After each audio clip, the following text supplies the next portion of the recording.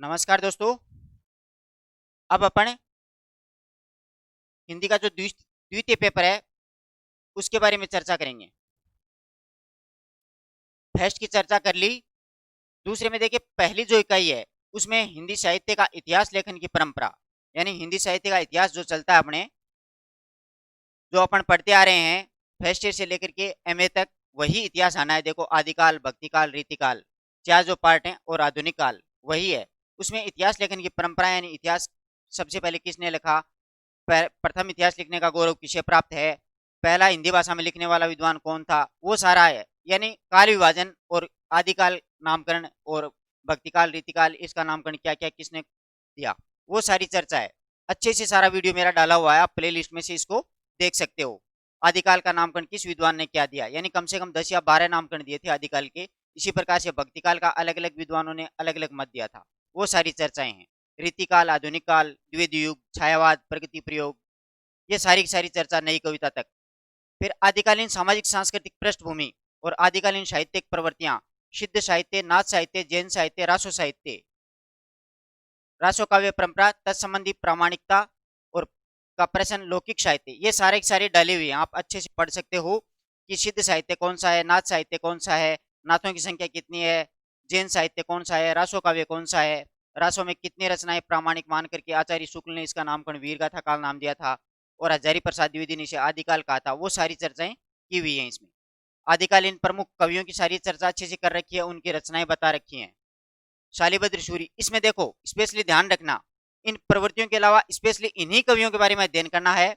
शालिभद्र सूरी, श्रहपाद, गोरखनाथ, चंद्रबरदाई, नरपति नालय, अमीर खुसरो और विद्यापति, इनके बारे में अपने को सारी मतलब विस्तार से या डीपली जानकारी होनी चाहिए, गहराई तक इसकी अपन को जानकारी होनी चाहिए इन कवियों की।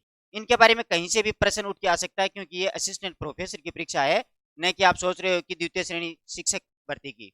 क्योंकि असिस्टेंट प्रोफेसर की जब अपन परीक्षा देते हैं तो सब्जेक्ट से संबंधित अपने दिमाग में ये विचार नहीं होना चाहिए कि ये प्रश्न कहाँ से आ गया। साहित्य जितना गहराई से पढ़ सको उतना ही अपन को पढ़ना है। ये तो ही प्रथम इकाई की बात। आगे बात समझ में, इतिहास लेखन की परंपरा से लेकर के नाथ है, सिद्ध है, जैन है, रासो है, इनके बारे में अच्छे से अपन को ध्यान होना चाहिए। अब दूसरी इकाई देखिए, भक्तिकाल आ गया। भक्तिकालीन साहित्य का ऐतिहासिक और सामाजिक सांस्कृतिक आधार।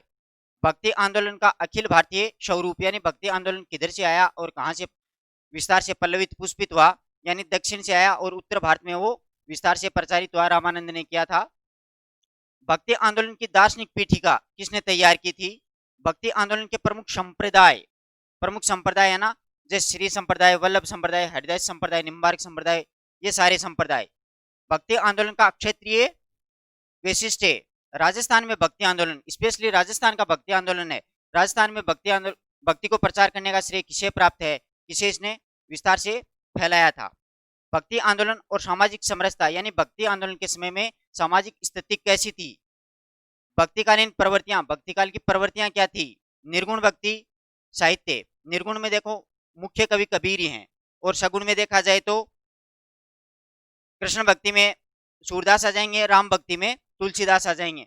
इसी प्रकार निर्गुण में मुख्य कवि हैं वो संत काव्य में कबीर आ जाएंगे, और सूफी काव्य में जायसी आ जाएंगे, रेदास, ये सारे निर्गुण के हैं। कृष्ण भक्ति साहित्य में सूर है, कुम्मन दास, रसकान, नंदन दास और मीरा, ये चार, ये इन तीनों का अच्छे से अपन को अध्ययन करना है। इधर से कृष्ण भक्ति में इन चार का बहुत अच्छे से अध्ययन करना है, जो अपन पढ़ते आ रहे हैं वही है। राम भक्ति साहित्य में तुलसी मुख्य हैं और अग्रदास जी। सूफी में कुतुबन, मंजन और जायसी, जायसी इनमें प्रमुख हैं, परंतु अपन को तीनों का अच्छे से अध्ययन करना है। नीति साहित्य में उस समय में रहीमदास जी थे, जो कबीर के दरबार में रहते थे। रहीम के नीति संबंधी जो दोहे हैं उनको बहुत अच्छे से हमने हृदयंगम करना है, अच्छे से समझना है। समझ रहे हो सारी बात, भक्तिकाल से संबंधित है। सारी सामाजिक सांस्कृतिक आधार, भक्ति आंदोलन का अखिल भारतीय स्वरूप, वो सारी चर्चाएं दूसरी इकाई में करनी है। अब तीसरी इकाई है रीतिकालीन साहित्य की सामाजिक सांस्कृतिक पीठिका।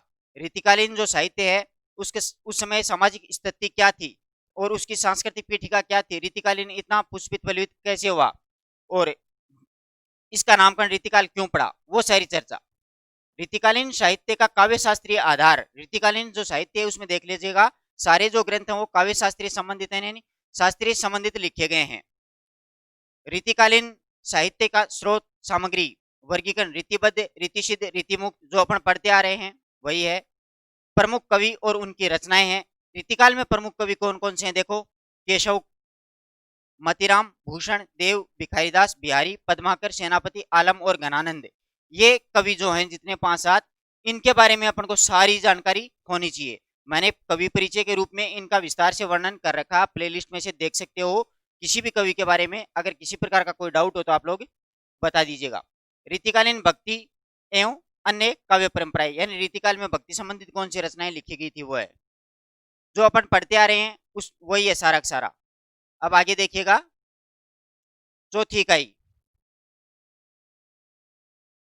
चौथी इकाई में आधुनिक काल की ऐतिहासिक और सामाजिक सांस्कृतिक पीठिका। 1857 का स्वतंत्रता संग्राम, यानी 1857 के बाद में आधुनिक काल शुरू होता है और सांस्कृतिक पुनर्जागरण काल इसको कहते हैं। स्वाधीनता आंदोलन, उससे संबंधित जैसे भारतेंदु युग है, उससे संबंधित अपन को विस्तार से अध्ययन करना है। भारतेंदु और उसका मंडल, यानी भारतेंदु युग में कौन कौन से कवि थे उनके बारे में अपन को विस्तार से जानकारी करनी है, अध्ययन करना है। भारतेंदु युगीन हिंदी में जो पत्रिकाएं प्रकाशित हुई थी उनसे संबंधित जानकारी। महावीर प्रसाद द्विवेदी और उनका योगदान, यानी महावीर प्रसाद द्विवेदी यानी द्विवेदी युग जो था और खड़ी बोली में महावीर प्रसाद द्विवेदी का क्या योगदान था, उससे संबंधित अपन को जानकारी यानी पढ़ना है विस्तार से। राष्ट्रीय सांस्कृतिक काव्यधारा, इसमें राष्ट्रीय सांस्कृतिक काव्यधारा में देखो हरियोध, मैथिली शरण गुप्त, माखनलाल चतुर्वेदी, रामधारी सिंह दिनकर, इन 4 कवियों के बारे में विस्तार से चर्चा करनी है। इनकी रचनाएं हैं जो राष्ट्रीय संस्कृति से संबंधित उन रचनाओं के बारे में विस्तार से पढ़ना है। किसी भी रचना की किसी भी प्रकार की पंक्ति उठा के पूछी जा सकती है। तो ये 4 कवि हैं, हरियोध, मैथिली शरण गुप्त, माखनलाल चतुर्वेदी और दिनकर। फिर छायावाद की पृष्ठभूमि, छायावाद की प्रवृत्तियां, छायावाद के प्रमुख कवि प्रसाद, सूर्यकांत त्रिपाठी निराला, सुमित्रानंदन पंत और महादेवी वर्मा, छायावाद के तो 4 ही कवि हैं। फिर प्रगतिवाद और नई कविता, प्रगतिवाद, प्रयोगवाद, नई कविता और समकालीन कविता, इनसे संबंधित। अब देखो प्रगतिवाद के सलाहकार पुरुष हैं नागार्जुन, सभी जानते हो। फिर केदारनाथ अग्रवाल हैं, अगेय मुख्य हैं ही हैं। प्रयोगवाद और नई कविता के सलाहकार पुरुष हैं शमशेर बहादुर सिंह, मुक्तिबोध, धर्मवीर भारती, नरेश मेहता, रघुवीर सहाय, केदारनाथ सिंह, धूमिल, अशोक वाजपेयी, ऋतुराज और नंद किशोर आचार्य। जो कवि दे रखे हैं ना, इनके बारे में जितना गहराई से हो सके उतना अध्ययन करना अपन को। और जो वैसे जितने भी चलते हैं उन सभी के बारे में कुछ भी पूछा जा सकता है, क्योंकि ये असिस्टेंट प्रोफेसर की परीक्षा है, ना कि कोई एक रीट भर्ती या फिर द्वितीय श्रेणी शिक्षक। तो साहित्य का कहने का मतलब है साहित्य को जितना गहराई से हो सके उतनी गहराई से अपन को पढ़ना है। 5वीं इकाई है आधुनिक हिंदी गद्य का विकास है। इसमें भारतेंदु हिंदी गद्य का, यानी भारतेंदु युग में हिंदी गद्य का विकास। 4 जो प्रमुख कवि ये थे, लल्लूलाल है, सदल मिश्र है, उनके बारे में। और महावीर प्रसाद द्विवेदी, और महावीर प्रसाद द्विवेदी का जो योगदान था खड़ी बोली के रूप में वो।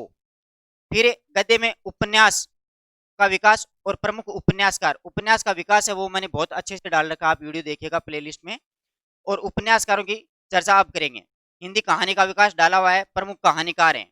हिंदी नाटक और रंगमंच का विकास डाला हुआ है। हिंदी निबंध और आलोचना का विकास अच्छे से डाला हुआ है। हिंदी के अन्य गद्य विधाओं में जैसे देखो जीवनी, आत्मकथा जो चलती आ रही हैं, संस्मरण है, रेखा चित्र, यात्रा वृत्तांत।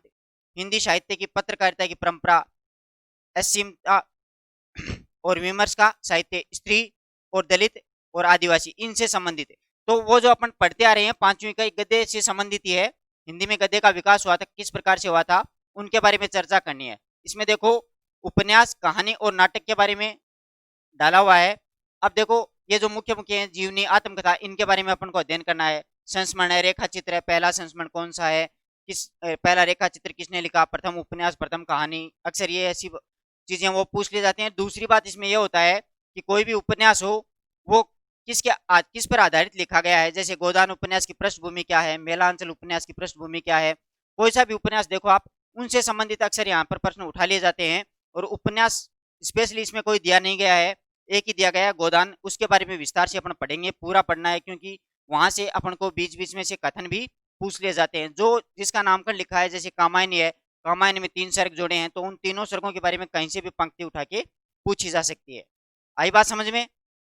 और मैं आपको पीछे बताया था वही शेड्यूल यहाँ पर लागू होगा। देखो ऑब्जेक्टिव टाइप पेपर होगा, 75 प्रश्न होंगे, 150 नंबर के होंगे और 3 घंटे का इसमें समय मिलेगा अपन को। ठीक है, आशा करता हूँ पूरा का पूरा सिलेबस आपको प्रथम और दूसरे पेपर का अच्छे से समझ में आया होगा। अगर किसी प्रकार का कोई डाउट है तो आप लोग पूछ सकते हो।